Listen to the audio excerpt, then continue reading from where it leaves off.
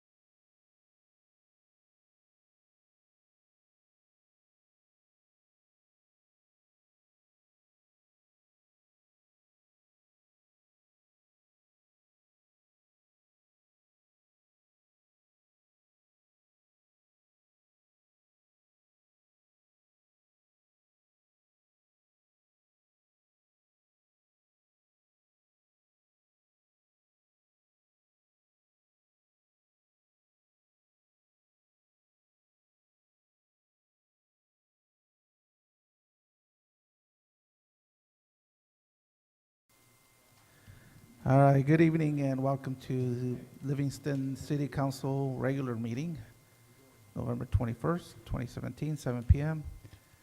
Can I get call to order, please? Here.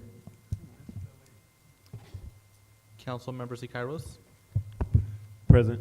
Mayor Pro Tem Samra, Present. Mayor Soria. Present. For the record, Councilmember McCabe is not in attendance, but his absence is excused. And if we can stand for the Pledge of Allegiance.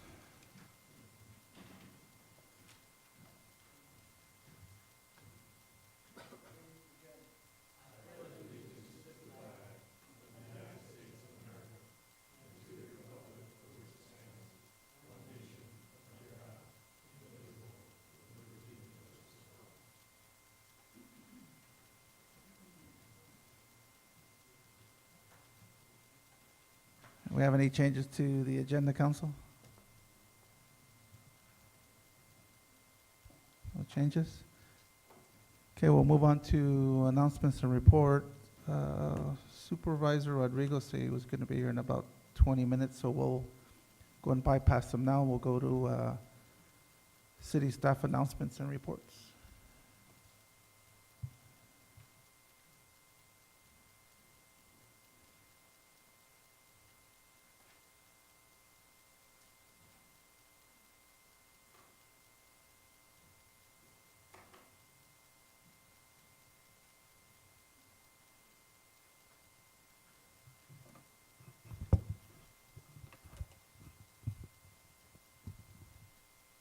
Good evening, Mayor and members of council, and I just want to thank Brad for that presentation and look forward to presenting the public safety portion in the next council meeting. It's been a few weeks, a few council meetings since I've been able to present a quick update, so it might be a little bit longer, but I'll go through real quickly. I always include this, and at the beginning of the year, I like to do an overall update on all the crimes, UCR Part 1 and Part 2 crimes for the city of Livingston, as well as dispatch calls for service, incidents taken, reports taken, response times, and things like that. And if there's anything specific that the council like to see at the beginning of the year, please update. I'd entertain any of those ideas or requests. We had 9 burglaries in September, 3 in October, and so far this month we've had 4. And the one that concerned me was a break-in into a pharmacy. The theft of codeine is on the rise nationwide. It's an epidemic, and that's something that concerns me. We just want to ensure that those businesses are safe and have extra patrols around our pharmacies. This is 2 months of statistics on gang enforcement. Again, Sergeant Ramirez does a great job with the gang detail. 13 interviews, 3 gang sweeps, 12 arrests, and 1 write-up. And there have been some great effort along with the probation department to do some sweeps. They did a big sweep last week and took quite a few guns off the streets, and I'll talk about that at the end. Coffee with the Cop. We partnered with Starbucks to host a Coffee with the Cop at their coffee shop here in Livingston, and it was an afternoon. It was a success. We had a lot of folks out and contacting with our officers. Again, it's an opportunity for the officers to sit there and talk, and any questions can come up and enjoy some coffee and some pastries. And I want to thank Starbucks. They were actually very open to providing all the coffee and the pastries for the event, free of charge. And I just want to thank Recreation, Tony, Jackie for the trunk or treat. I know they talked about it last week, our last council meeting, but this was a great event, a lot of fun for the community, and it was a huge success. I know many of the council and staff were at the event, passing out candy, and again, it was just a great opportunity to get involved in that. I went from the daytime to nighttime, and it was just neat to be involved in that and have our Mayor Pro Tem passing out candy as well, so that was fun. End of the night, after everything was done, I had a quick picture with our police horse. Red Room Week was basically a school, a citywide for all the schools, the middle school and the elementary, and Sheriff Warnke actually landed in Campus Park and did a little presentation out there to the school. We had the Take Back the Drug Day, and Pearlie does a great job. She always, our volunteer and citizen lobbying, takes unwanted and old prescribed prescription medication. And we had a record haul for our area. 1,300 pounds was taken from the Central Valley area, and all of it is disposed properly up in the Stockton area for the DEA office. One of the things that came up was there was some projects at the high school, and they asked that we come out there and do a little presentation on police officer community relationship, and did a great presentation. A lot of kids, a lot of very good questions, good presentations by the students themselves, and ideas on how the police department and the community can work together closer, and those are things that we took to heart and are incorporating some of those. Officer Anthony Vieira was able to attend the visit from the Portuguese Consul General, and that one of our farmers, Manuel Vieira, hosted at his residence, and it was a great time. And Officer Vieira is bilingual in Portuguese, was able to participate in that and do a presentation. For those of you might have seen on Main Street, there was a very high-speed accident involving one of the employees at the medical group, and the subject in this collision was driving at a very high rate of speed, collided with the innocent citizen vehicle, and the suspect in that fled and started jumping fences, hiding, and we set up a perimeter, and Sergeant Fong coordinated the efforts, and they ended up catching him behind a house about 2 blocks away. But it was unfortunate. I do not know the status of the victim on that, but there were some serious injuries involved in that. And kudos to the fire department. We had a lot of volunteers come out there. I think there was probably about 8 firefighters out there helping out, including our council member out there, rendering aid to the victim in both vehicles. We had a injured person in the suspect vehicle as well as the driver of the other vehicle. And then also just a quick shout out to Public Works. They came out very quickly. We had to close the entire area down, barricades on Main Street and the side streets, and then clean up a lot of the debris and the oil that was left on the roadway. One of the things that is occurring right now is our police lobby is closed. However, we do have our command van out there, command vehicle with explorers manning it to be able to allow the public to continue to receive services. They basically go to the command trailer and they communicate with the explorers to dispatch. But one of the things that the department is doing, and the council approved, was the security wall within the department and making it a more secure facility for the police department. And part of that was some ADA upgrades that were required. And so one of the things was to improve the slope of our entrance to the police department. And in fact, this is something that will benefit the department in the long run due to some of the predatory lawsuits that occur here in the county. And so that did alleviate some of those concerns. Next couple of slides are about the explorers. They do a great job. Again, Officer Valdivia does a great job as the advisor. They did some training at the police department. They assisted in Atwater with their Veterans Day parade. A large contingent of explorers helped them. If you're not aware, the post for the Atwater Police Department Explorer post no longer exists, so we were able to provide assistance to them in their parade, and they actually got a trophy for assisting. This weekend, they went to the Stanislaus County Sheriff's Department and did some training with their explorers within the jail, and there was actually riot training, and had a great time. They allowed the explorers to dress up and partake in some role-playing, acting as if they were some inmates causing a disturbance, and they were able to observe some of the response by the deputies and how they handled civil disobedience within the system. I had a chance to attend the swearing-in of Gustine Police Chief. They swore in Milt Medeiros last week. He is the new chief. Previous chief, Doug Dunford, is now the city manager for the city of Gustine. And the milk comes to the city, or to the city of Gustine from Escalon. He was a supervisor there and was also a acting interim chief for a year. And so we'll look forward to working with Chief Maderos in Gustine as we do provide the dispatch services for Gustine Police Department. And I've invited him to attend our department and have a tour. So he will probably come out next week. I'm sorry, Chief Maderos is the one right in the middle, the center. That's a good point. The chief on the far left is Officer Joe Garza. He's the Cal Police Chief's area rep. He's the Reedley Police Chief. And the chief on the far right is Mike Borges. He's the Escalon Police Chief. And then obviously Atwater Police Chief and Los Banos Police Chief.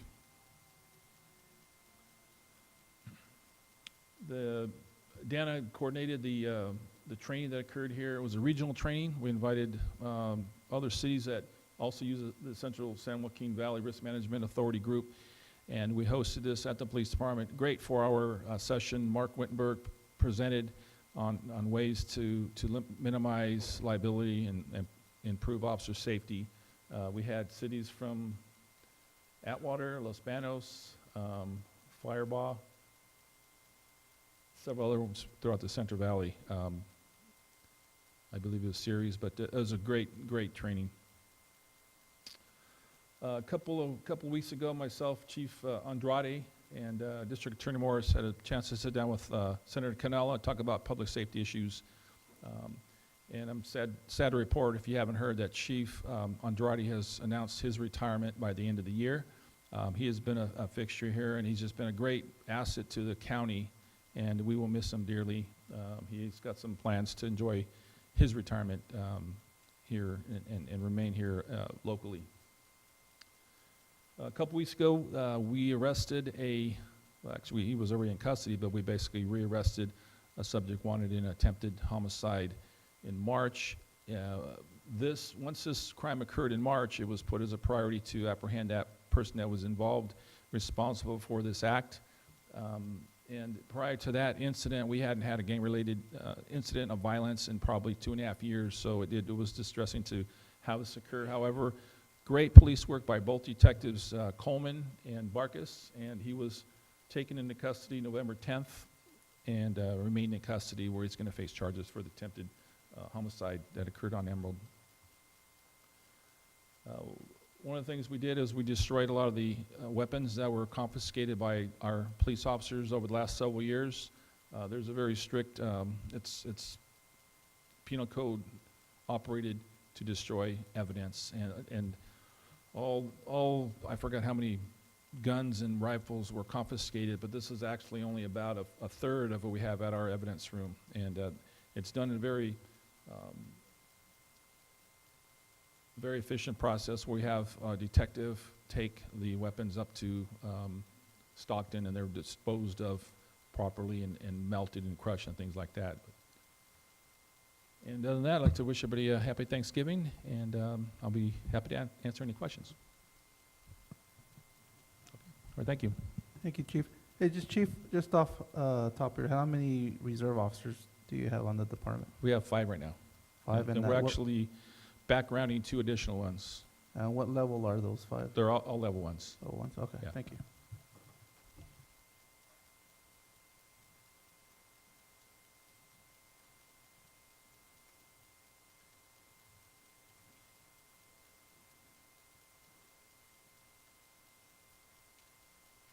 Good evening, everyone. Just something really quick. Christmas is coming. I have 50 trees in our cord of trees this year, and not all of them are sold, so please pass the word. We have them for $25. We put it up for you, and you can use it for a memorial tree, for a congratulations tree, a family tree, whatever you would like to use it for, and really make our downtown spectacular. And it will draw people to come in to see the beauty of our lighted Christmas tree forest. Thank you, Jackie.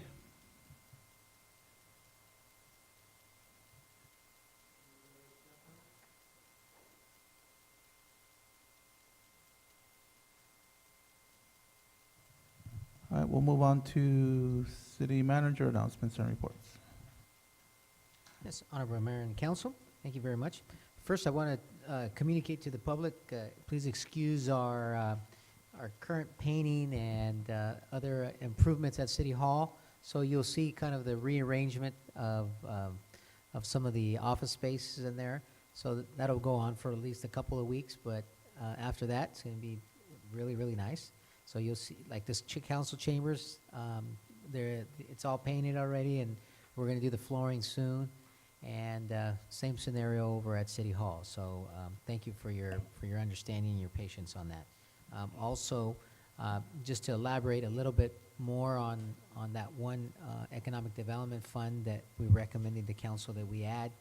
Again, we really do want to focus on the freeway commercial property that's over here off of Hammett. And so we're actively talking to, possible investors / developers that might be interested in becoming an anchor tenant there to be able to then, rally some other folks that might want to go in there. So we're actively pursuing that. In addition to that, we're looking at how to enhance our downtown even further, looking at possibly doing some mixed-use commercial in our main corridor here. And then, as it relates to housing is, as you know, we're in a housing crisis in California, and so we are looking at, we don't have too much property in town that can actually be, that's actually zoned for multifamily, and so we're looking at some other areas within town to enhance, to actually have more property. And then lastly, we're looking at, we mentioned Well 8. Well 8 is a high priority for us. It is one of our biggest producing wells. It did cause some problems for us this year, and so we want to get ahead of the curve here, and so we're going to be working very diligently on getting that done. So thank you. And we'll move on to city council members' announcements and reports. Councilman Aguilar? I don't have anything besides just happy Thanksgiving. Everybody be safe out there with the rain coming in. Weather changing, just be safe on the roads. And I'll be discussing something later under our discussion portion of the agenda. Thank you, Councilmember. Councilmember Sicaros? Nothing to report, just like happy Thanksgiving, everybody. Vice Mayor Samra? No, just same as everybody else, nothing to report, just everybody have a happy Thanksgiving.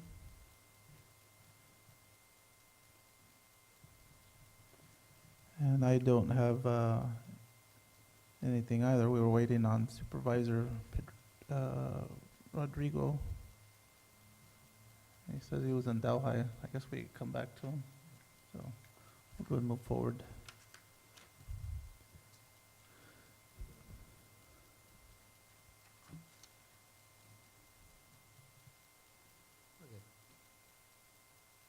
Oh, okay, gotcha. Okay. I think it's the next one, yeah.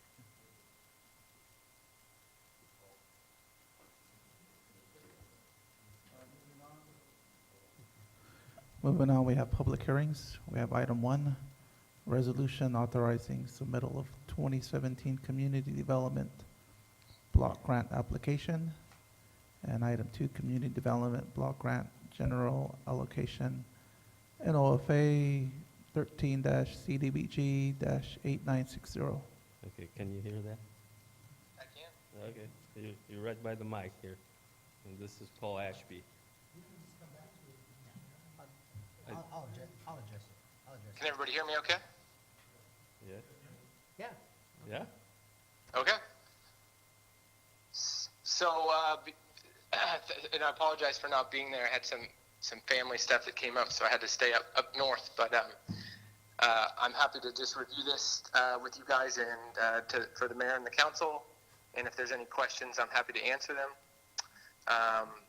Most of you are familiar with the CDBG process, as the city's been pretty successful in the past You just had a public hearing for your 13 contract, which we just completed for your new well. And you were successfully awarded funds in 2016 for the waterline improvement project as well as the code enforcement. This year, the only difference that CDBG has came out with is that they've raised the maximum in an effort to expend dollars faster since they've been a little behind at the federal level. And so they've bumped up the applications to $5 million this round. And in addition, they've allowed cities that have current open grants, like the city does, a waiver application to still let them come in and apply. Typically, you would have to expend 50% of your funds down. But for this, which is included in the resolution, it's stating that you're applying for a waiver process to come in and apply. So it's only one project. It's just a sewer line repair project because we have to show that we have a shovel-ready project. And shovel-ready means to them is that we have estimates in place, project schedules, a preliminary plan, which your city engineer worked on, and that we will be into construction within 12 months of grant award, which is anticipated to occur in February, March of 2018.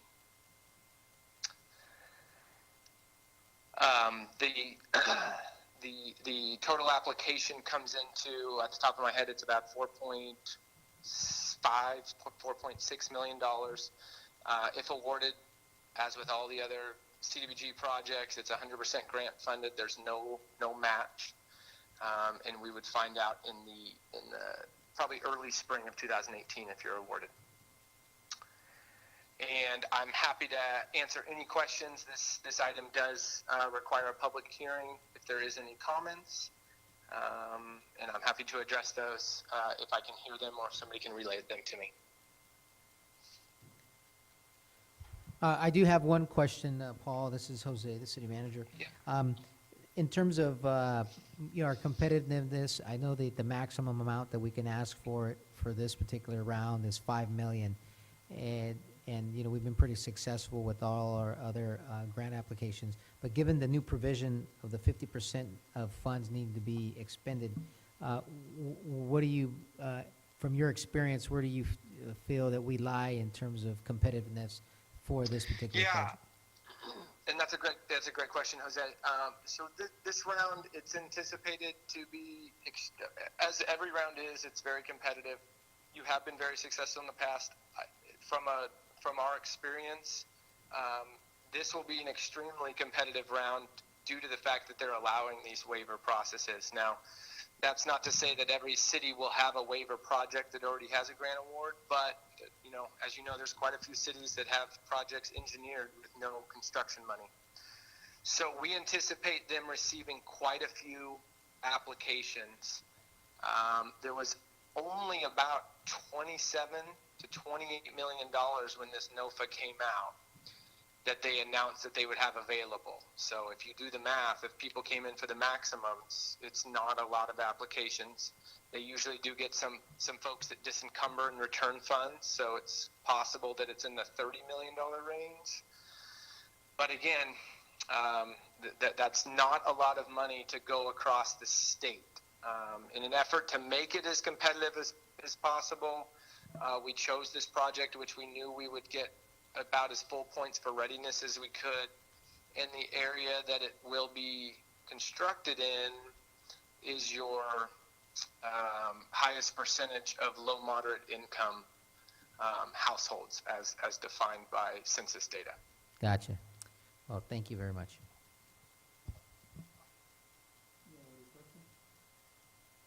Open up to the public comments, questions. No comments? We'll go and close it.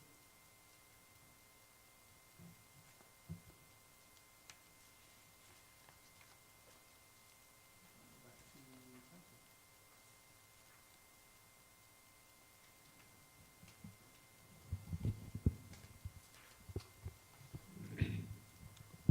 Yeah, Mr. Mayor, do we need to choose the projects that we want to apply for, or are we just going to apply for what's stated in here?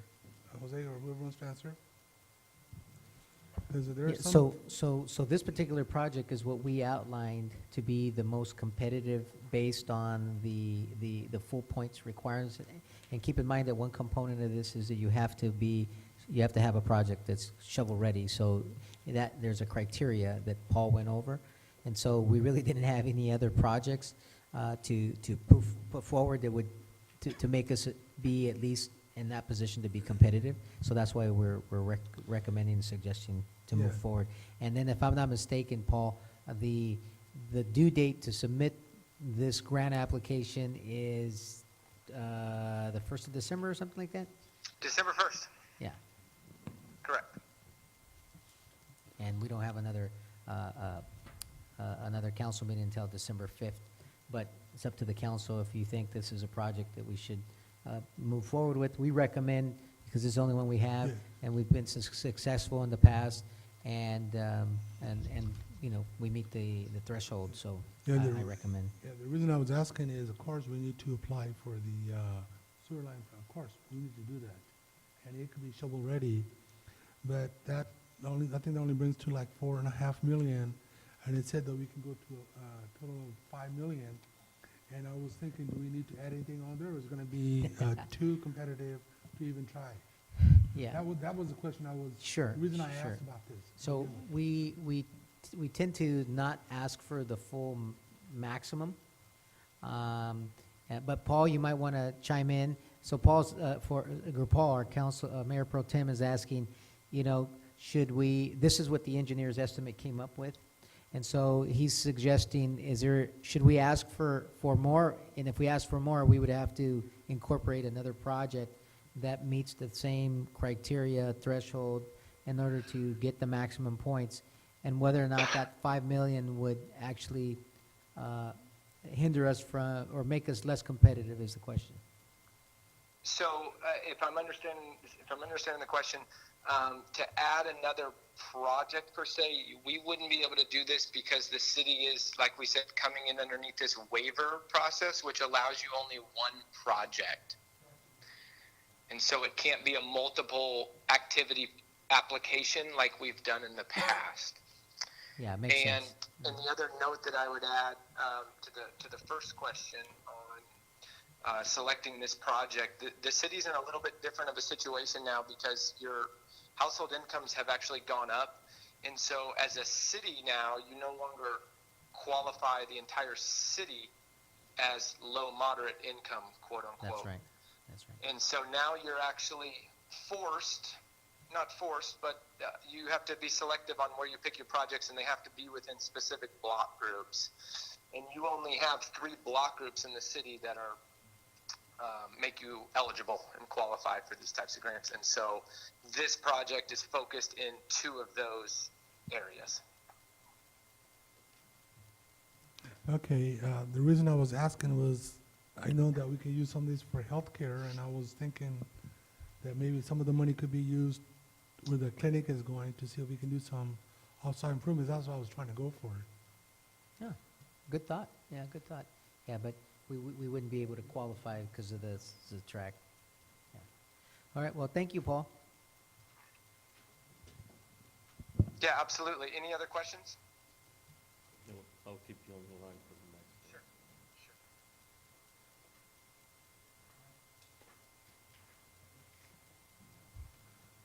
Will you entertain a motion at this time?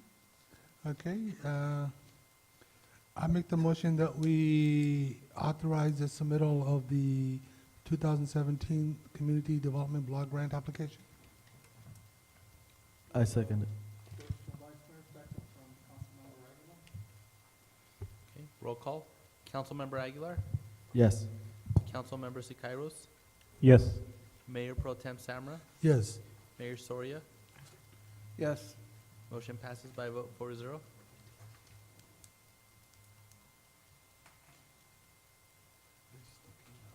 All right, we'll go on to item 2. Community Development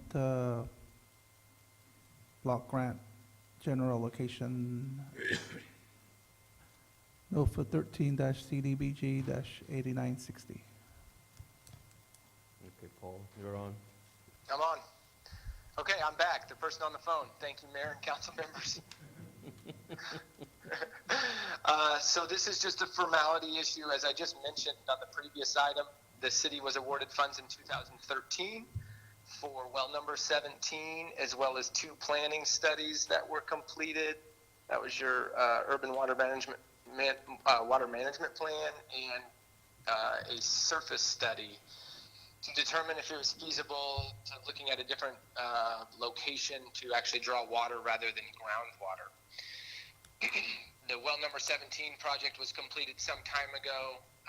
The surface study just wrapped up in September, actually. Your contract expired on 9/30/17. They give you approximately 3 years to complete these. We had an extension for one of those planning studies because we'd hit a few snags, and so they had allowed us to bump that out 12 months. So typically it's 36 months, but this time it went a year longer. So at this point, this is just a formality. There's no resolution or action. It is a public hearing if there is any comments from the audience, but we're really just letting the public know that that was what was completed. We will be submitting the final draw request for this grant to get reimbursed. This grant again was all grant, no loan, except for a $5,000 match that's required for the planning studies only, and that was total. So those studies equaled $100,000, so you had a $5,000 match that was already accounted for a few years ago when we did our first drawdowns request. So at this point, the draft funds requests and closeout letters will be drafted and sent to the city manager, who will execute them, and we will submit them to the state by December 31st to meet their closeout requirements, which is 90 days from when the contract ends. And if there's any questions, I'm happy to answer them. Any questions, council? I'm going to open up for public comment, 7:34. Questions from the public?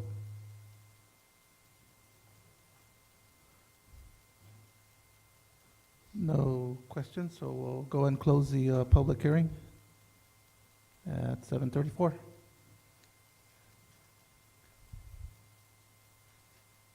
And I guess these need to be submitted. All right, And I think that just for the record, since the staff report does state direct staff to submit final reports and close out package to the state, if a council wants to either just make a motion in a second, just for roll call, again, just for the formality, since it is in the staff report. I'll go ahead and make that motion to direct staff to submit final reports and close out package to the state. I'll second. First by me and second by Councilmember Sicaros. Roll call, please. Okay, Councilmember Aguilar, Yes. Councilmember Siqueiros, Yes. Mayor Pro Tem Samra, Yes. Mayor Soria. Yes. Motion approved, 4-0.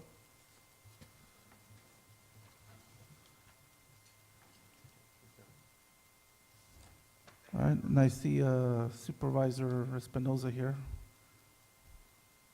We'll go back to announcements and reports for his county report. Good evening, Council. How are you all doing? Well, sorry I haven't been here in a couple meetings. I think I missed a couple of meetings. And thank you for Catherine Shaw for thinking of me, and I'm back. So, I've been busy the last month. I've attended the Tenaya Lodge's San Joaquin County Association of Counties, like a non-county conference that the Merced County hosted this year at Tenaya Lodge up in Yosemite. It was a very nice conference, and education-wise as well too. So, but it's a beautiful place. I don't know if anybody has been at Tenaya Lodge Fish Camp, up close to Green Meadows, where everybody goes for their 6th grade camp. It's a beautiful, beautiful area. But the location's nice, close to Yosemite, so it's a little bit expensive, but nice to take the family, if you guys can. So I sent, the county passed I guess revising our ordinance, repealing and adding an ordinance dealing with accessory dwellings or what they call it is granny homes.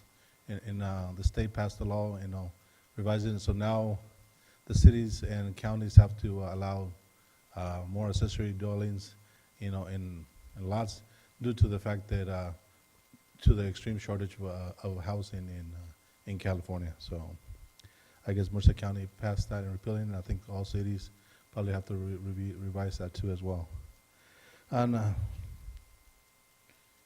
so we also had a cooperative agreement with Caltrans for improvements to Highway 140 relating to the Campus Parkway, which with the $100 million that was attained by our state legislators. So that's moving forward with Campus Parkway northbound, and hopefully we're working with MCSG. I know that Alex McCabe is not here today, and we've been talking about the priority projects for Merced County through MCSG. So this past week, we, I guess the county, not me, because I'm the only one that voted no against the banning of cannabis. So it was the county, the rest of the board of supervisors decided to ban cannabis in Merced County just to allow only the 6 indoor plants, and that's it.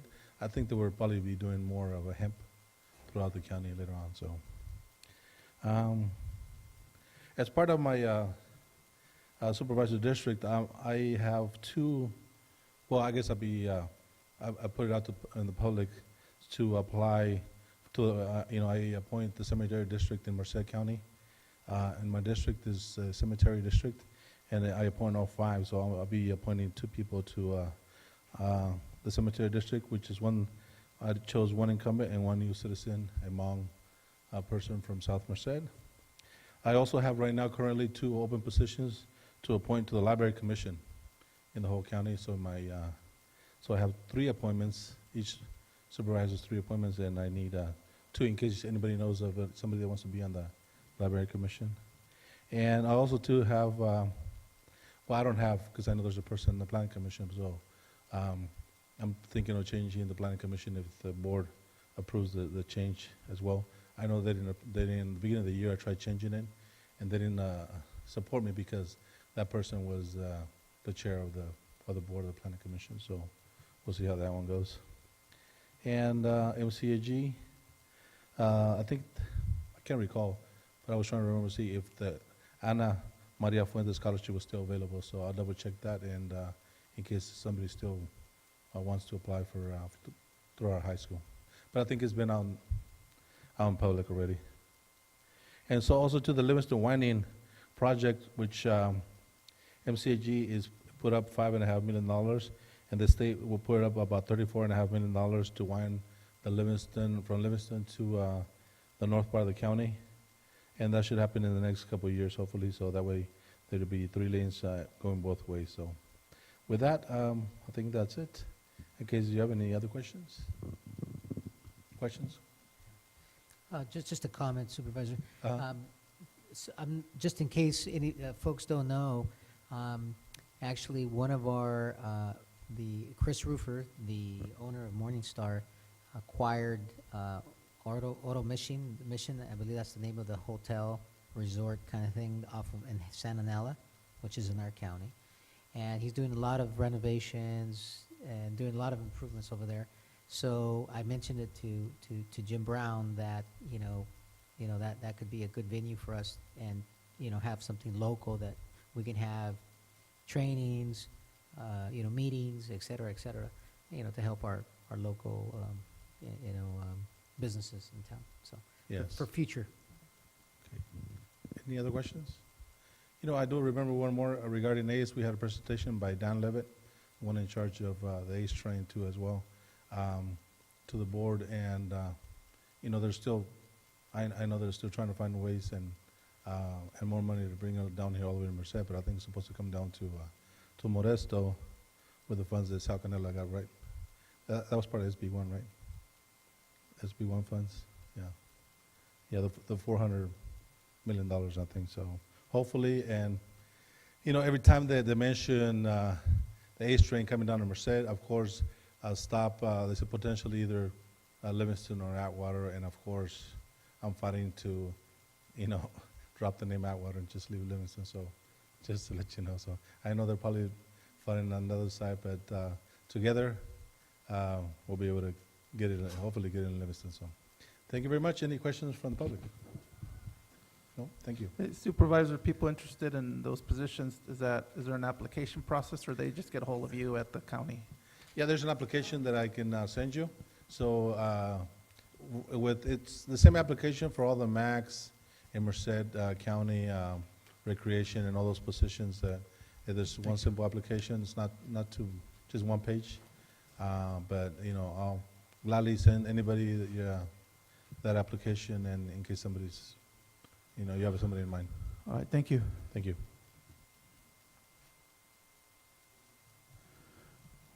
Next, we'll move on to citizen comments. This section of the agenda allows members of the public to address the city council on any item not otherwise on the agenda.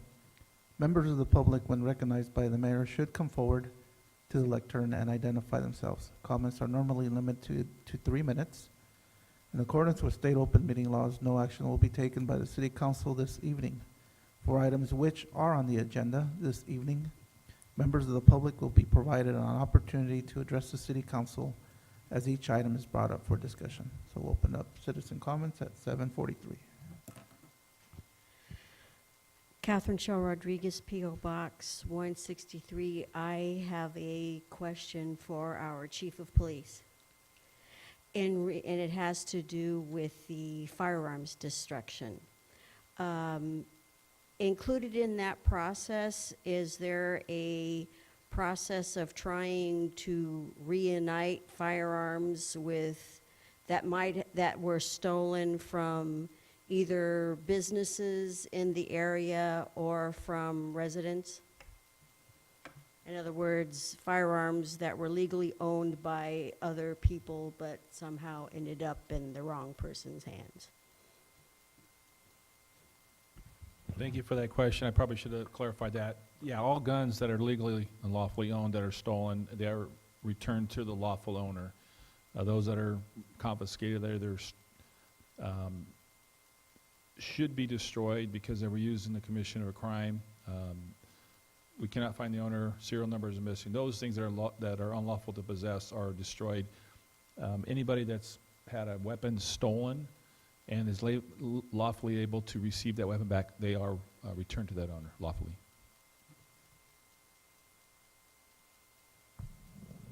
Thank you, Chief.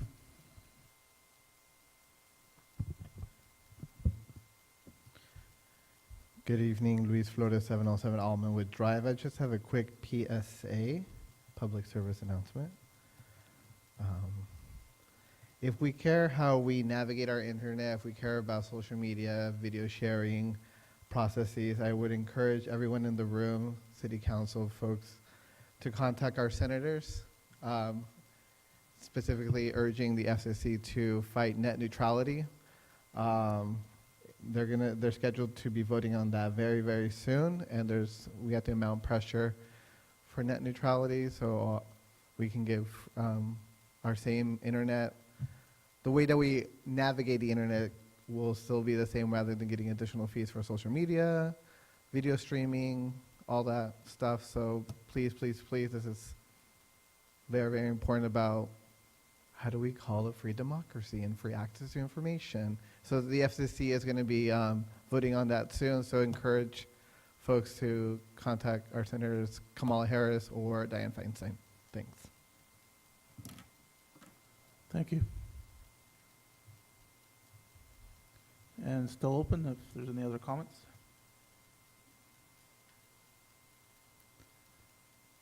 Nobody come up, so we'll, 7:46. And we'll move on to the consent agenda.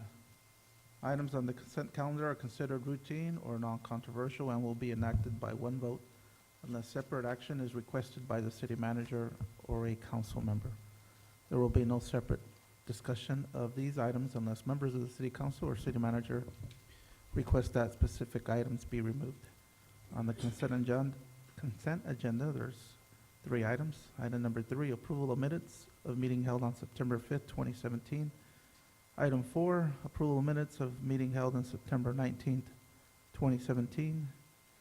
Number 5, approval of warrant register dated November 16th, 2017. Have any motions? Mr. Mayor, I make the motion to adopt the consent calendar. Have a motion by Vice Mayor Samra, I second it. second by Councilmember Aguilar. I get roll call? Councilmember Aguilar, Yes. Councilmember Sicairos, Yes. Mayor Pro Tem Samra, Yes. Mayor Soria. Yes. Motion approved 4-0. Okay, we'll move on to discussion and potential action items. Be number 6. City Council accept the City of Livingston Independent Report and financial statements dated June 30, 2017. City of Livingston Local Transportation Development Act Fund Independent Auditor's Report, financial statements dated June 30, 2017, and management report for fiscal year ended June 30, 2017. Yes, Mr. Mayor, Mayor Pro Tem, members of the council. The admin report did reference that Ryan Jolly would be here from the CPA firm to make the presentation. At the last minute, he was not able to make it, so Ryan Jolly, who I think most of you know, is here and will make the presentation. So, time is yours. I'm getting older, but I can still do this, so we'll see.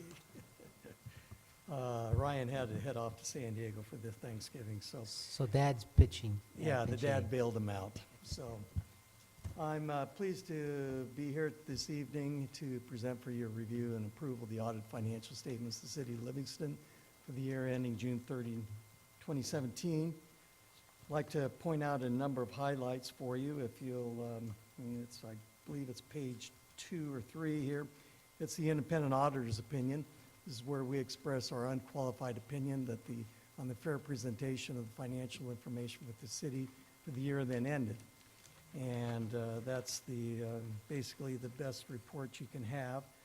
And we concur with what your finance department has prepared and presented to you. As normal, I'd like to point out a couple of financial highlights, and if you have any questions, feel free to interject them. If you'll turn to page 7, this is usually the more interesting one. This is a statement of revenue expenditures, changes in fund balance for the general fund and all the major funds. I'd like to preface the remarks by saying that all the other funds, special revenue capital projects, and the 2 major funds reported here are all operating as intended, had no special comments on them, and they're being done as handled properly. But of most interest is usually the general fund. This accounts for the unencumbered funds of the city for the most part, usually for use for general city purposes, anywhere from police safety to admin and those sort of things. And the general fund ended the year with a $497,000 positive increase. And I'd like just to commend the finance department and for the council for their conservative fiscal practices to enable that to happen. It wasn't that long ago, I remember, when we didn't have good news like this with the RDA shutting down, a lot of other issues going on. So when I see numbers like this, I've been doing this for many, many years, and it's still hard in the present day for this to happen. As I look around the city, you're having a lot of growth, a lot of sales tax base increase. You're doing things right, and the numbers show it. So that's a very good comment on the city's fiscal performance. The other item that's usually of most importance to us, if you'll turn to page 11, well, excuse me, page 10, statement of revenues and expenses and changes of fund position for the proprietary funds. These are the enterprise funds, which you normally are your water, sewer, and sanitation. These funds are intended to be operated much as a normal business would, namely user operational charges would be offset by user payments. And many times we see a lot of issues in these funds, especially nowadays. People, it's hard to stay up with rising costs and things such as that. But both your water sanitation and your domestic and industrial, all the industrials have been out there for a long time, but I've kind of put them together. The sewer fund are all operating in a very sound financial position, especially the water fund. And I know that's been an issue over the past, and it's a combination of maybe keeping rates where they need to be, but also providing funds for future improvements that the city will need to do to their major infrastructure. So this is all good news. And I really don't have any other comments, short of just commending the Jose and the council for doing what's needed to, and your staff and the finance department for all the assistance they gave to us. And you've been a little short there with Odie's situation and hard on all of us, but it's worked well and as good as can be expected. And most importantly is that you do seem to have your hands on the finances of the city, and you're going in the proper direction. Are there any comments? You have any questions, council? We'll open up for questions from council. We'll open up to public.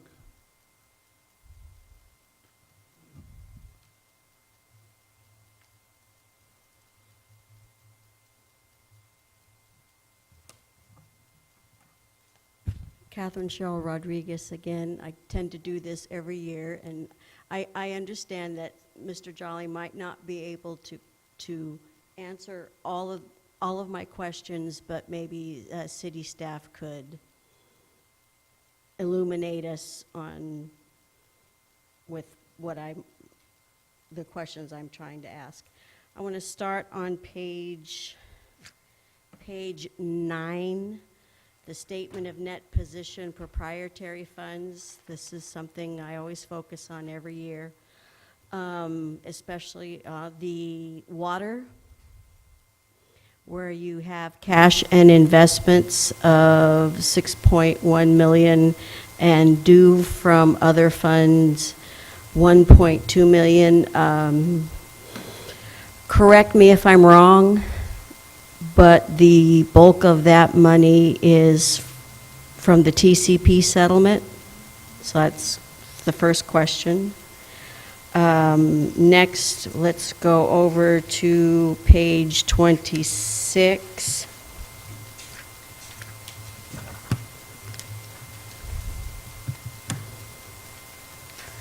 Where we have the Northern California Community Loan Fund, where the water fund made a loan of $250,000.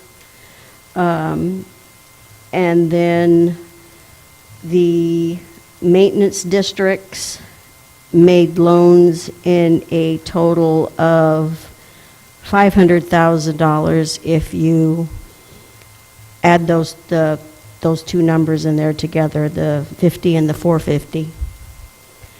And I'm just kind of curious as to where the funds came from to where the city is loaning out money to another fund.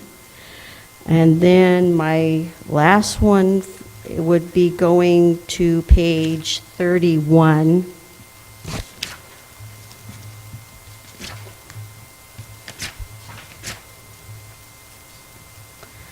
Having to do with the $1.1 million deficit in the industrial wastewater fund. And it was talking about the deficit is expected to be negated by future revenues and transfers from other funds. And I was just wondering if you could be a little more specific as to what revenues are we going to get in order to retire that deficit, and what other funds are going to be giving up some of their monies to retire that deficit. Well, thank you very much, Catherine. I'll address some of these questions for you, and staff can certainly jump in on the other ones. So as it relates to it's, even though it says under page 26, where you're referring to the Northern California Community Loan Fund, those funds are TCP funding. And so what we're trying to do, we have been, is trying to, we have our LAIF account. LAIF accounts, really, we really don't get any return on that investment, on that money. And so we looked at our investment policies in terms of what we can do and where we can invest our money. And if you notice, the loan amount, even though it says loan amount, it's staged in 3 different loan amounts, is because there's times that we might have to have that money back sooner because we want to get our projects, our projects done. And so you look at the return, at the returns that we're getting, with the simple interest. And we've actually been investing. So this money is actually being invested based on our investment policy. And so we're trying to maximize the funds that we have in those, that we have in our funds as part of our investment portfolio. And therefore, we're actually adding to our pot for additional TCP projects. As it relates to page 31, a little bit of background on this one.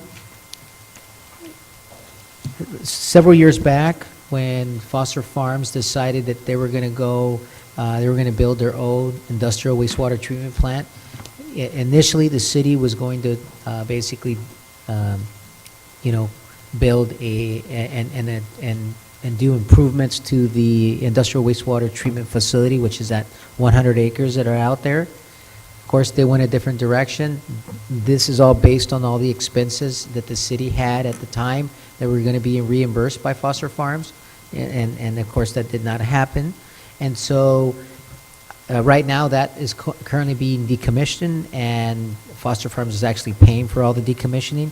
Once that property reverts back to the city, then whatever we decide to do on that industrial treatment area, whether we put solar projects on there or whether we sell the property or we do other improvements and we generate revenue, that revenue will then be used to offset this dollar amount. Okay. Anything that you might want to add, Brian? Exactly. You've done a very good job explaining it, and more so that even if it didn't make it, you would end up, your question was what funds would take care of it. It'd probably be the domestic sewer fund. Here in the city, we've always kept the 2 funds separate, but normally it's just one sewer fund. So at some point, one of the enterprise funds would step up and take care of that. Now, but I do have one question that I wanted to ask, is because I wasn't here at the time, but let's just say that we do generate enough funds to address this line item. Where would that money go back to? Would it go back to the residential, our? Probably go to the domestic sewer. Okay, Yeah. that's what. It's all going to stay in the sewer at some Okay, point. all right. So there you go.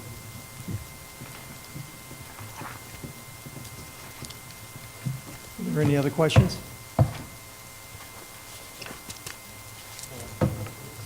I think she still had a question on Yeah, there were at least one in between there. page 9. Hoping you'd forget. But Yeah, page 9. Page 9, which one was that? Yeah, that. Oh, yeah, that's also TCP funding. The 6.1, your question was whether or not that money was TCP funds, and that is correct.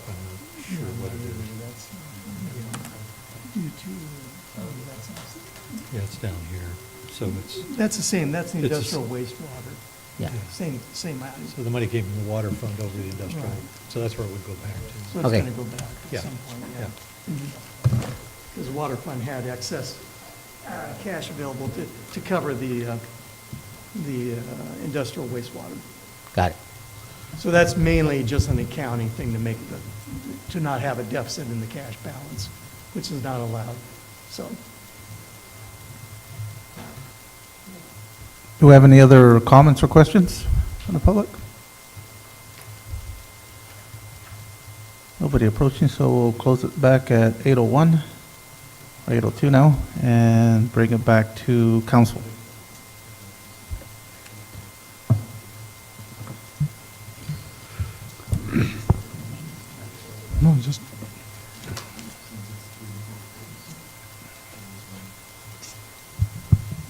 What was the question?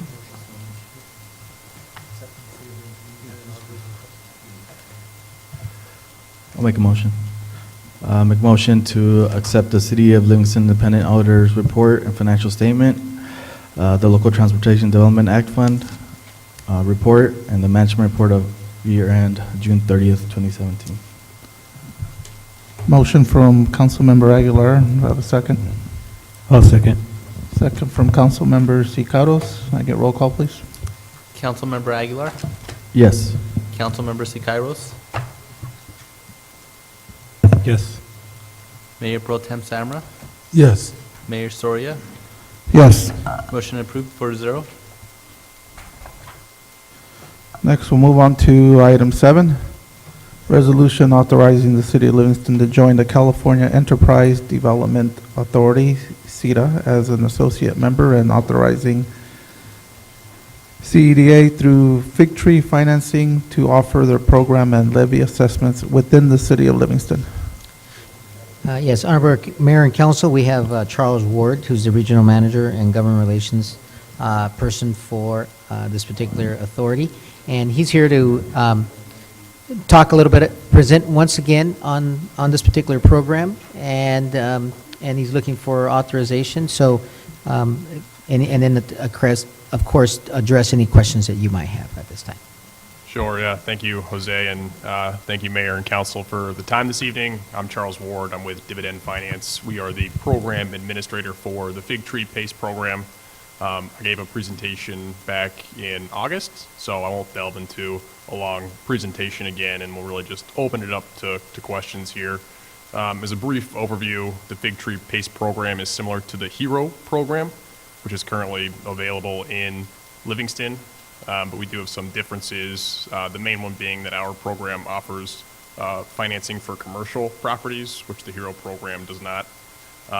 And by adopting multiple programs, Livingston would simply be providing more choice for property owners and contractors who utilize PACE financing in the community. So we appreciate the council's consideration, and I'm happy to answer any questions you have.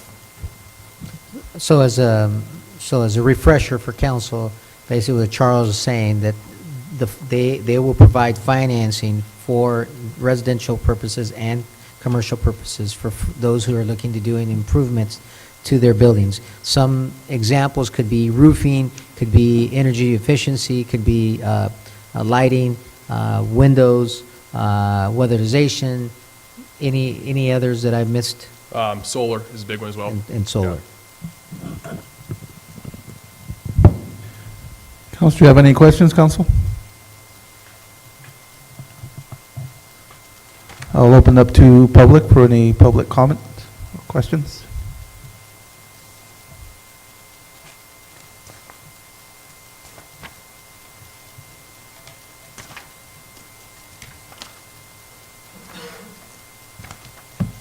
Catherine Shaw Rodriguez again. Can you talk just a little bit about senior lien status and how that would affect persons who may be default and remedies for defaults? Sure. So this financing does go onto the property tax bill. And so the process for handling a default on the property tax bill would be the same process for handling it, you know, if it has PACE or if it doesn't have PACE, it's the same process.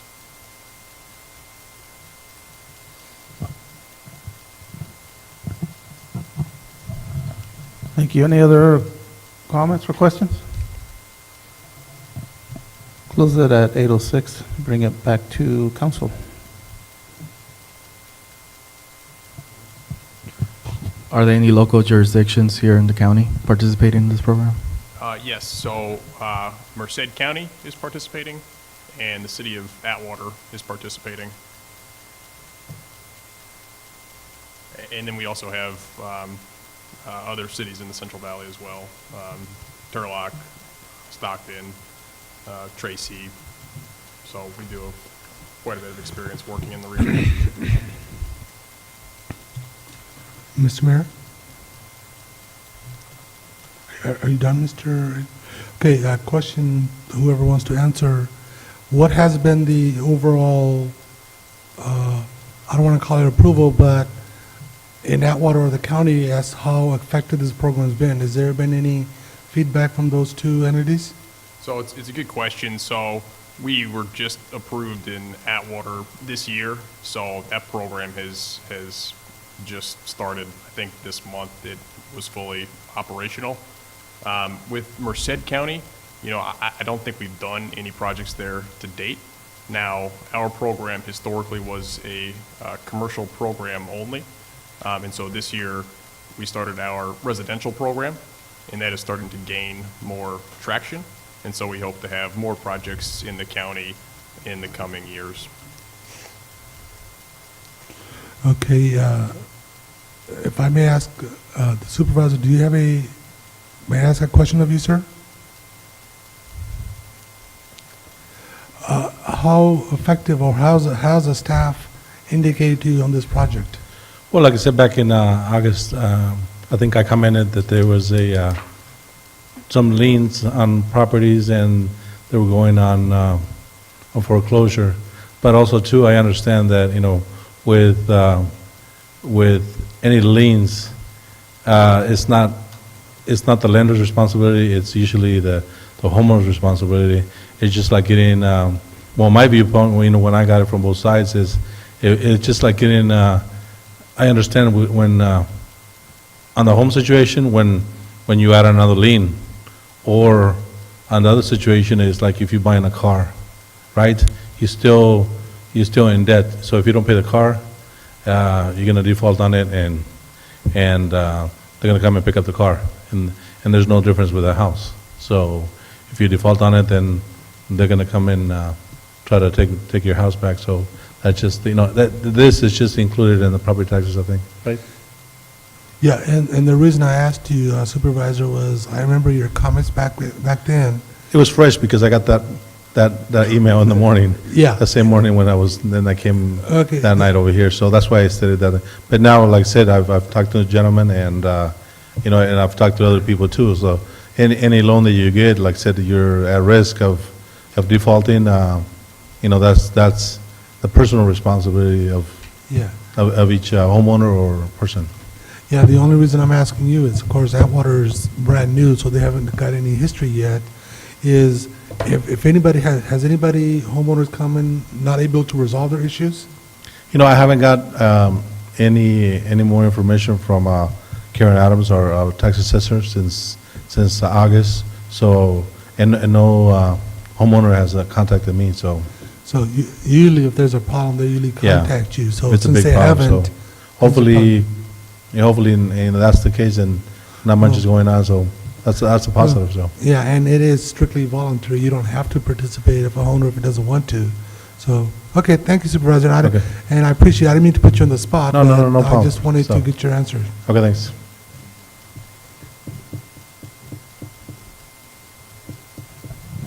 So businesses or people wanting to go through this program, there's an application process, and I was trying to see if there's, is it competitive with other banks, or, you know, say someone wanted to do a business or something?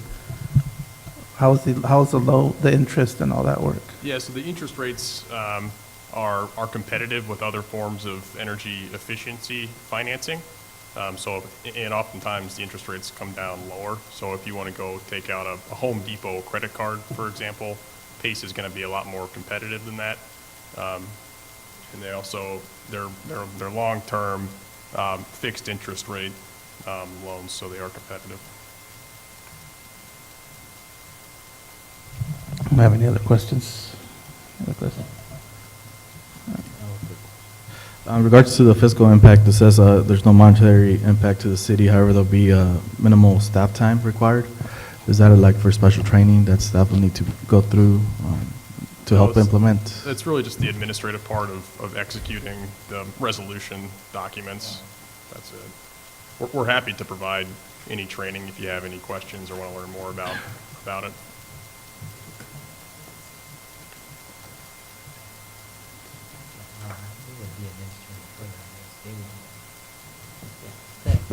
little bit of, great question by the mayor. So basically, the only interaction we're going to have is at the very beginning, which is, submitting the resolution and, anything that they need to submit.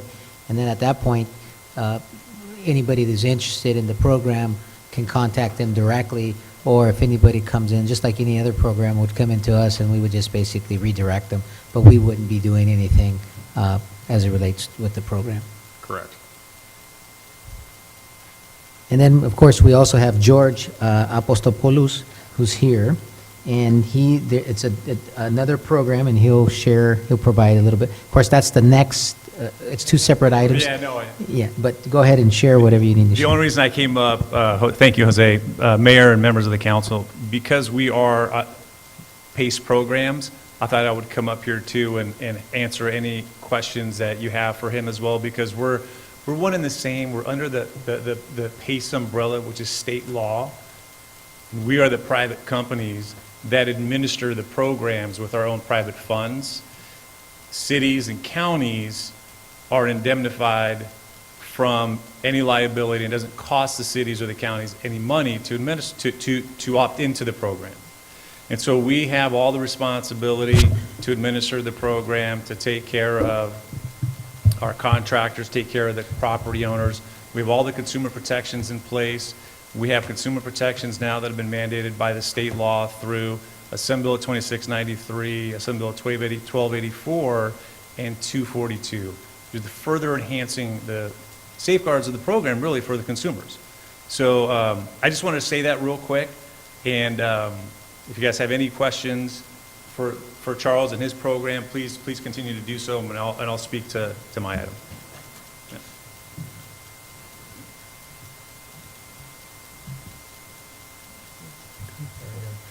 And Mayor, just as far as the action tonight, the reality is just going along with what has already been said, but the action in front of the council is really just authorizing these private vendors, if you will, to operate within your city. And it's just allowing them to do business here. Do we have any other questions? Entertaining a motion at this time? I'll entertain a motion, council. Okay, Mr. Mayor, I make the motion that we adopt resolution number 2017- authorizing the city to join the California Enterprise Development Authority and associate member and. Mr. Mayor, can I ask one more question before you guys make a motion? I will halt my motion. Go ahead, Mr. Nothing with them. It's just with the contractors. I had a negative instance that I back when I was mayor, and the loan officer has nothing to do. The loans has nothing to do with it. But the contractor, sometimes they try to get you to approve way in advance and come and get. They come and get the pre-approvals of the city without the property owner's consents. So I would just request that to make sure that when the contractor comes to the city, they have the signature of the property owner before they pull the permits, just for permits issues. So because I had an issue with a contractor, so I never got the solar from them, but and this was just the installer, not the company Hero. Okay, so thank you. Thank you, Supervisor. We'll bring it back to you, Vice Mayor. Well, I won't continue where I stopped. I'll just redo the whole thing. And thank you, sir. I make the motion we authorize the City of Livingston to join the California Enterprise Development Authority and as an associate member and authorizing CDA through Fig Tree Financing to offer their program and levy assessments within the City of Livingston. I have a first by Vice Mayor Samra, I second it. second from Councilmember Aguilar. Roll call. Councilmember Aguilar, Yes. Councilmember Sicairos, Yes. Mayor Pro Tem Samra, Yes. Mayor Soria. Yes. Motion approved 4-0. Thank you, council. Next, move on to item 8. Resolution consenting to the inclusion of the City of Livingston properties in the Golden State Finance Authority PACE programs and associate membership in Golden State Finance Authority. Mr. Mayor, members of the council, once again, my name is George Apostolopoulos. I'm with Y Green Energy Fund, Regional Director for the Central Valley for Government Affairs for Y Green. And thank you for the consideration this evening. Y Green Energy Fund is the largest multi-family and commercial PACE program in the country. We're also the second largest overall PACE program in the country. We've been operating in California and Florida mainly, and just recently the state of Missouri and soon to be the state of Georgia. Here in California, we've been approved in over 270 jurisdictions, which has approximated to over 10,000 newly created jobs and sustainable jobs, which has also provided about a $1.6 billion economic stimulus to those over 270 communities. So the one thing that's great about PACE is you do have that option for financing for those constituents that want to use it, but it's also good from a job creation standpoint, and having more PACE providers in your jurisdiction is only going to be more of a benefit to your constituents. So I know we've already kind of gone through this, so I guess, you know, the difference between our program and what you've heard previously from Charles, we have 2 resolutions versus 1. We have 2 resolutions. Should anything change down the road, both are already validated by our JPA, and therefore I don't have to come back here next year should any changes occur and have to ask you guys to approve the resolution again. So those are the only differences, what you see in front of you. But all in all, PACE fundamentally works the same way for all of us. We all have just a few little differences and benefits. And with that, I'll be happy to answer any questions. Thank you. Do we have any questions from council? I'll open up to public at 8:19.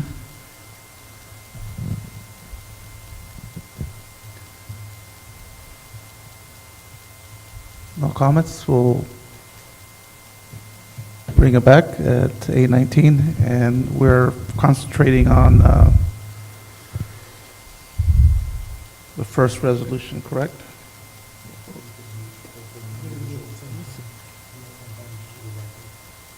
Yeah. So bring it back to council. We'll do entertain a motion for item 1. Just real quick, you said something about differences. What are the differences? Were you referring to the resolutions, or were you Between referring the programs. So we've been operating for, gosh, since 2012. We do residential and commercial. Our commercial aspect focuses across all property types, even nonprofits. Secondly, we have different various products within our program. Some of us will go to 25-year terms, some of us will go to 30-year terms. Those are either solar specific or commercial specific. It's just all going to vary. There's different loan minimums. Our loan minimum is $5,000 on any project. Some of the other providers that do on commercial and on residential. So there's just varying degrees of what we can offer from a product standpoint. Those are some of the key differences.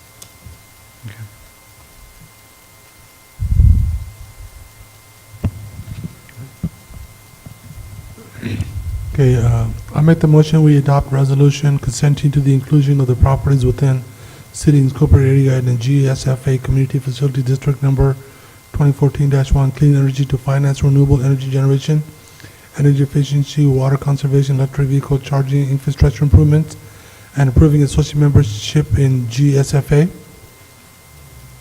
I have a first from Vice Mayor Samra. Second. I'll second. Second from Councilmember Sicaros. Roll call, please. Councilmember Aguilar, Yes. Councilmember Sicairos, Yes. Mayor Pro Tem Samra, Yes. Mayor Soria. Yes. Motion approved 4-0. Next, we'll move on to the second resolution. It's consenting to the inclusion of properties within the city and corporate area of the GSFA PACE program to finance renewable energy generation, energy and water efficiency improvements, and electric vehicle charging infrastructure, and approving associate membership in GSFA. I will second that. Okay. All right. We have a first? Oh, all right, I'll make a motion. Second from Vice Mayor. Okay. Roll call, please. Roll call. Councilmember Aguilar? Yes. Councilmember Sikairos? Yes. Mayor Pro Tem Samra? Mayor Soria? Yes. Motion approved 4-0. Here you go, Charles and George. You have a good evening. Thank you.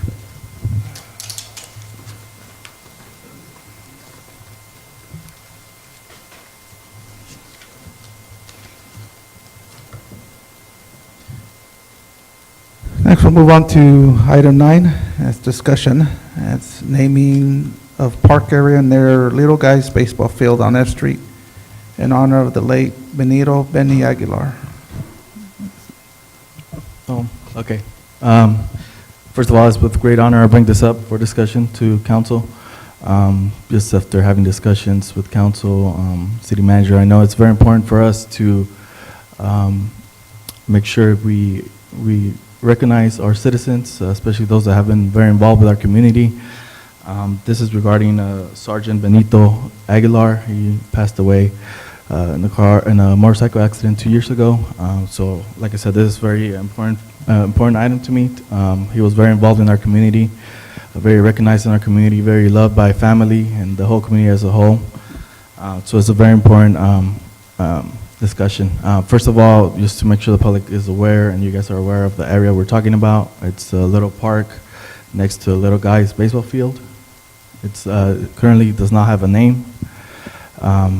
Is that correct, Jackie, right?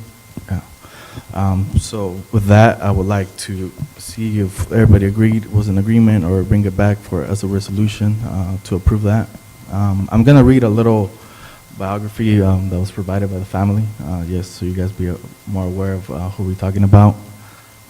So here we go. Sergeant Benito Aguilar served honorably in the United States Marine Corps from August 1st, 2005 to April 17, 2014. Benito was an Iraqi and Afghanistan war veteran, awarded the Navy Unit Citation, Marine Corps Good Conduct Medal, National Defense Service Medal, Iraq and Afghanistan Campaign Medals, Global War on Terror Medal, Sea Service Deployment Medal, NATO Medal, and the ISAF Afghanistan Award.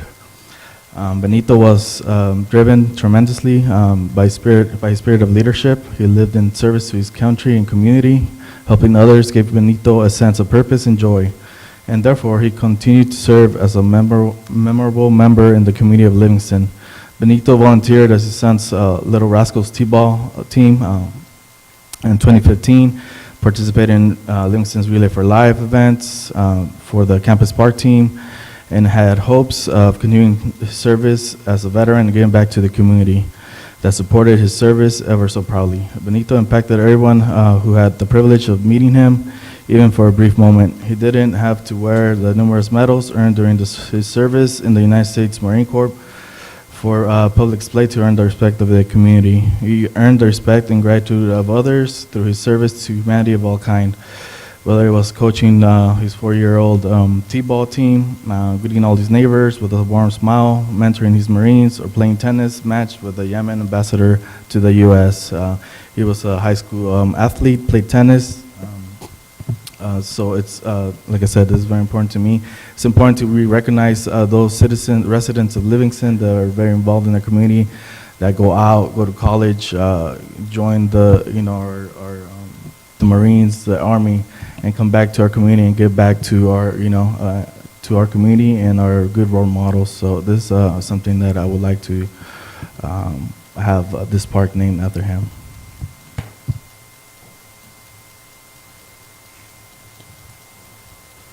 We'll open it up to public comment at 8:26.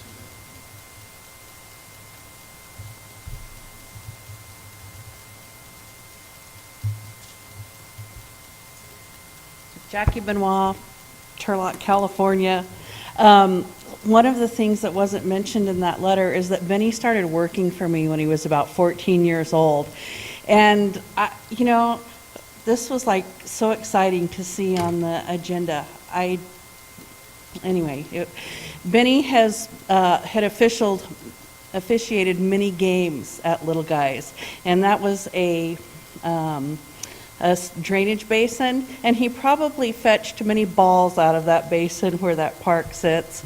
But he was just a delight, and it was so cool to see him when he got done out of the military, bring his family back, getting his kids involved.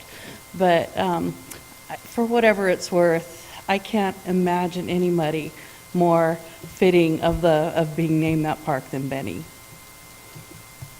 I agree.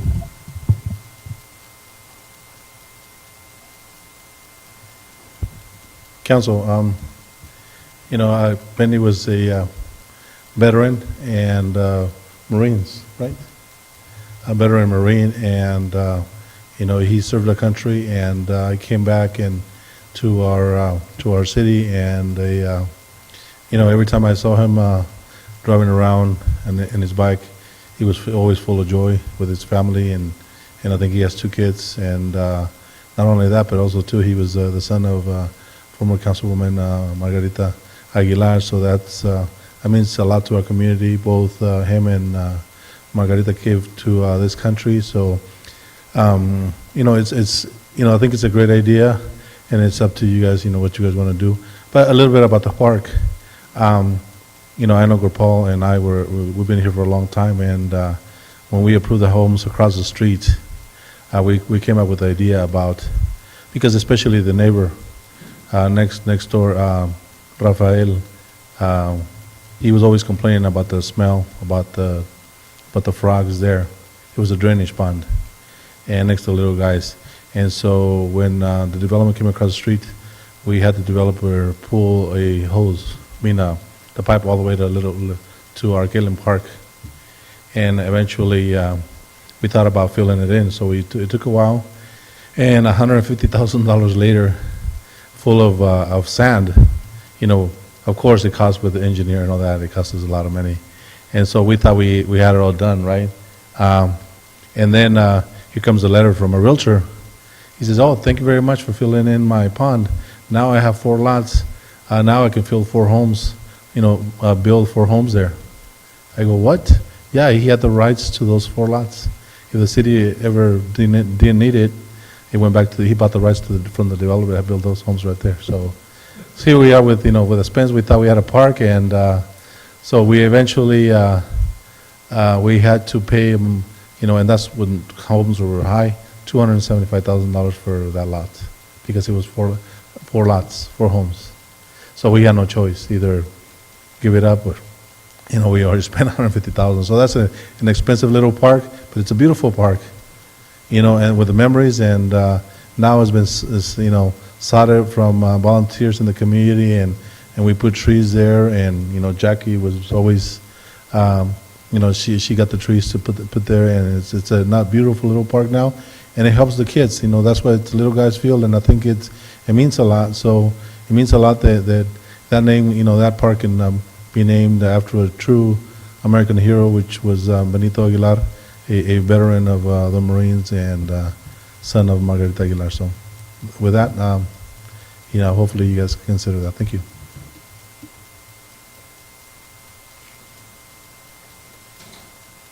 Thank you, Supervisor. Good afternoon, Armando Aguilar, Atwater, California. I just wanted to come up here and thank you guys for even considering that park being named after my youngest brother. Words can't express what he means to the community. I know when he was in the military stationed at Camp Pendleton, if he had a 2-day off of the week, he would drive that 7-hour commute just to be back in this town, to hang out with local community members and just his family. Whatever you guys decide, the family is very happy.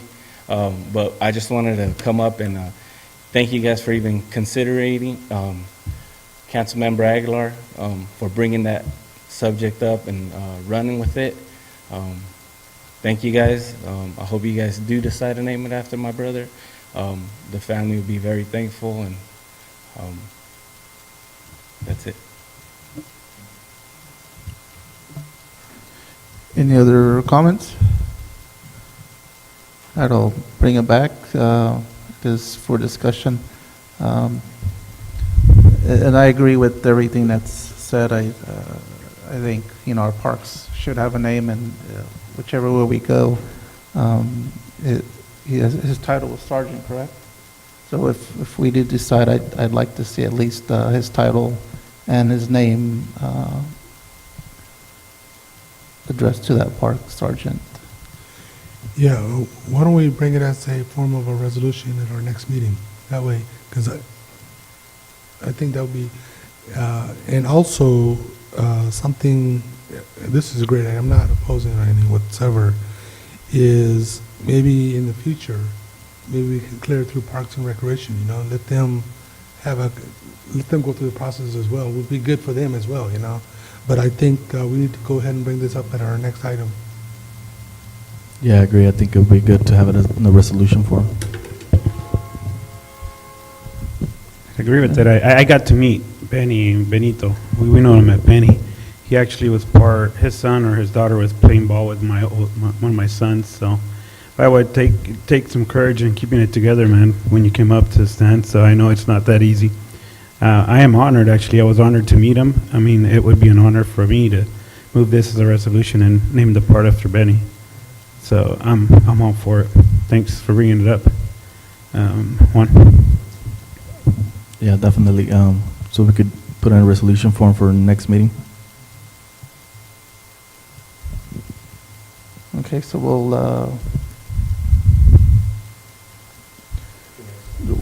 direct staff, yeah.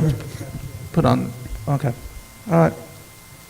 Direction was taken by the unanimous consent. All right, item 10, that's discussion, improvements to Memorial Park and Veterans Memorial Monument. This was kind of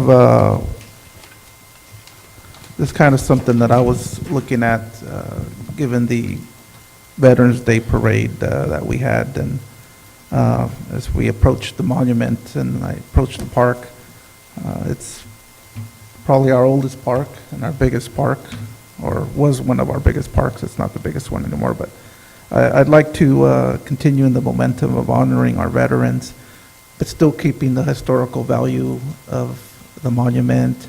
And I'm just kind of looking for ideas to where we can enhance, the oldest park in Livingston.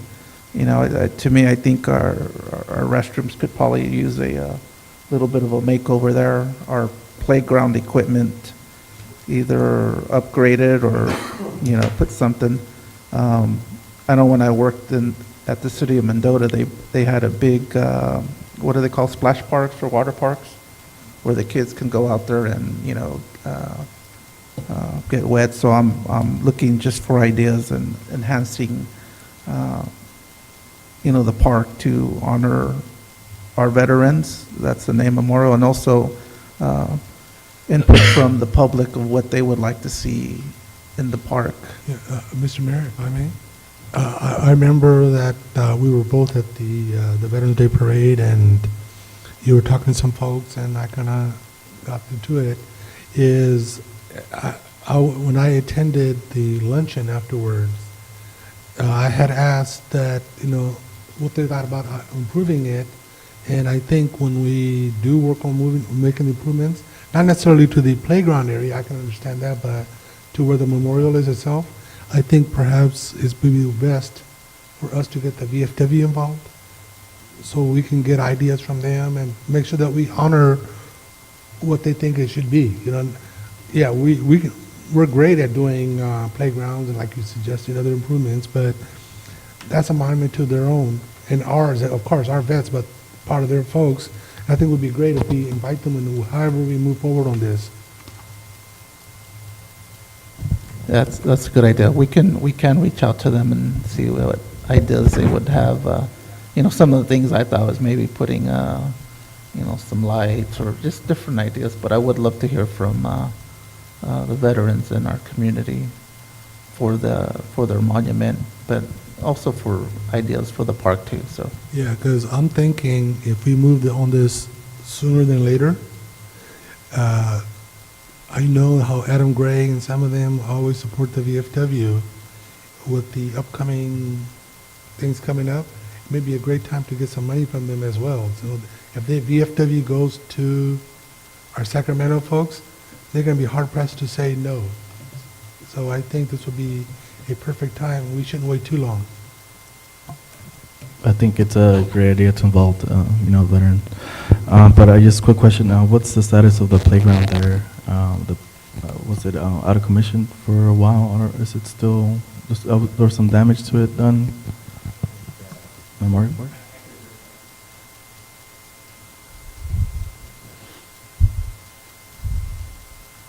Good evening, Honorable Mayor, council members. To answer your question, Councilmember Aguilar, there is some damage on that playground. My instructor staff to take that apart and make some repairs, and we'll be putting that back together again. Mr. Mayor, may I ask some further comment, please? Also, it'll be great to get our Parks and Recreation folks involved. Let them do much of the legwork as possible, and we can, of course, we can go and give our ideas, but get them to help out too. So that would be, let them work with the VFW, the staff, everybody. I don't know if you see it differently, but I think we do definitely need to do this. No, I agree. Again, it's just open for discussion, so I'm open to all ideas, and anyone that wants to get involved, or we're all open. This is, it's a community park, so it's for the community. So I do agree. We'll extend it out to the Recreation Department. Maybe they could discuss it in the next meeting. I believe they're having a meeting on the 30th, Jackie, if I'm correct? If they are, and this can be still added to their list of items to discuss, and they can come to us for, we have our liaison there. So we can kind of give ideas through our meetings and, kind of work this out for them as well. Yeah, and have them reach out to the VFW folks. Exactly. So that they can partake from the very beginning. And I'll open up to any public comments.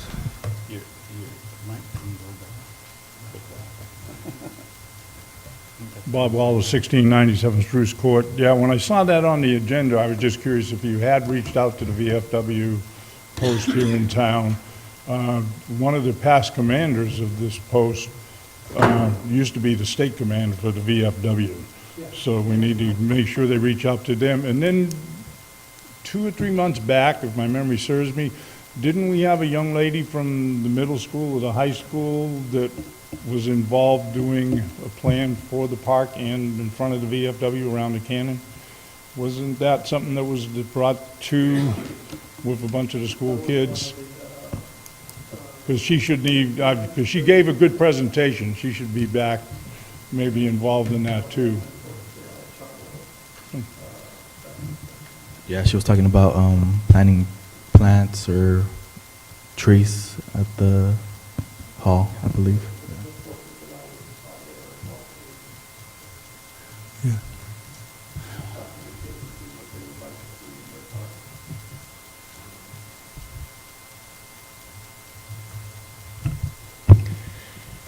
Catherine Shell Rodriguez, maybe you can help me with something here that I'd heard.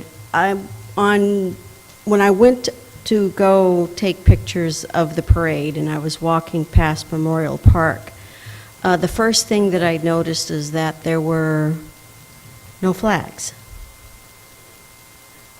And I wondered about that, and one of the things that came back to me was that, correct me if I'm wrong, or that the holes where the flags are put in place, there's a problem with people filling them in, or something going on to where it isn't always that easy just to set the flags up, and that might have been a reason why the flags weren't up this year. I don't know if that has anything to do with it or not. It just kind of struck me as sad to have a Veterans Day parade and the flags that normally crown the walkway to the actual memorial at the park, they weren't there.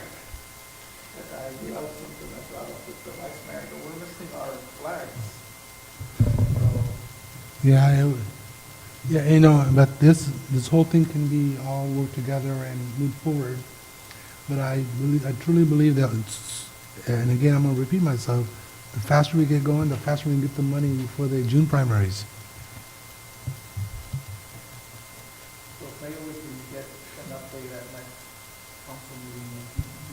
Yeah, it'll be discussed at the next rec commission meeting, and then I'll bring a report back. Any other comments? All right, if no other comments, that adjourns our council meeting for November 21st. Have a good evening, God bless, and careful going home.